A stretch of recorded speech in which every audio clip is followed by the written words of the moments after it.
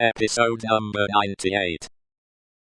I try to be a good wife, Jerry, the poor woman protested, with tears.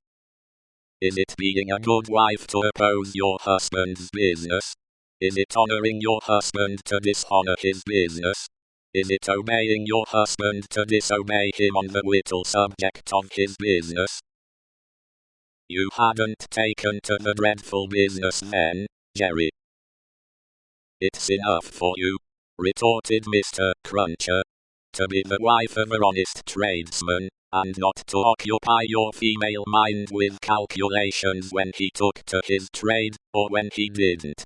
A honoring and obeying wife would let his trade alone altogether. Call yourself a religious woman. If you're a religious woman, give me a irreligious one. You have no more natural sense of beauty than the bed of this here Thames River has of a pile, and similarly it must be knocked into you. The altercation was conducted in a low tone of voice, and terminated in the honest tradesman's kicking off his clay-soiled boots, and lying down at his length on the floor. After taking a timid peep at him lying on his back, with his rusty hands under his head for a pillow, his son lay down too, and fell asleep again. There was no fish for breakfast, and not much of anything else. Mr. Cruncher was out of spirits, and out of temper, and kept an iron pot lid by him as a projectile for the correction of Mrs. Cruncher, in case he should observe any symptoms of her saying grace.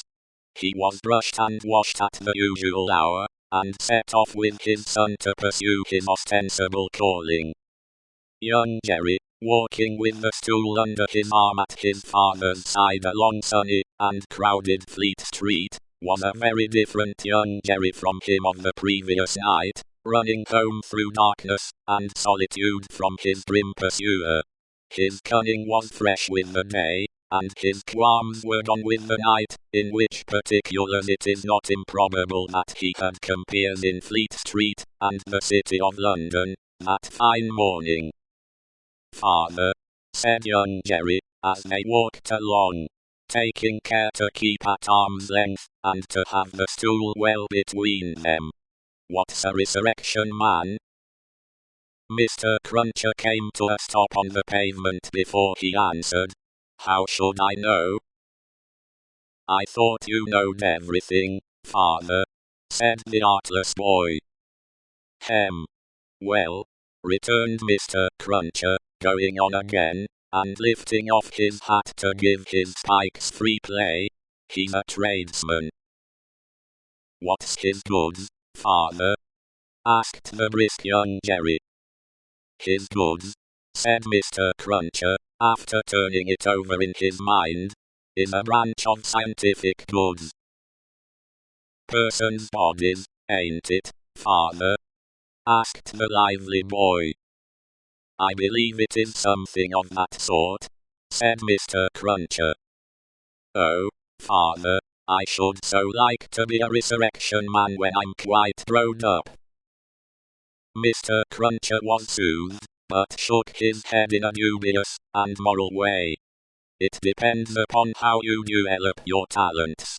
Be careful to develop your talents, and never to say no more than you can help to nobody, and there's no telling at the present time what you may not come to be fit for." As young Jerry, thus encouraged, went on a few yards in advance, to plant the stool in the shadow of the bar, Mr. Cruncher added to himself, "Jerry, you honest tradesman, there's hopes what that boy will yet be a blessing to you, and a recompense to you for his mother."